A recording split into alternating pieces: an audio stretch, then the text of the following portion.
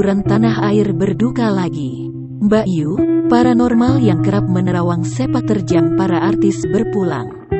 Mbak Yu meninggal dunia di Rumah Sakit Premier Bintaro pada Kamis tanggal 1 Juli tahun 2021. Kabar meninggalnya Mbak Yu tersebut disampaikan oleh Adi, salah satu karyawan dari Mbak Yu sendiri.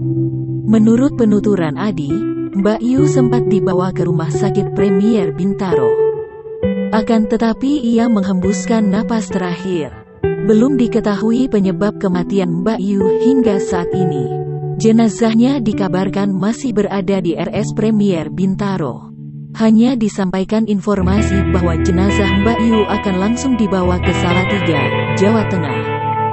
Sementara itu, menilik dari unggahan terakhir di Instagram, Mbak Yu tampak memberi pesan kepada halayak ramai agar selalu mengingat Sang Pencipta.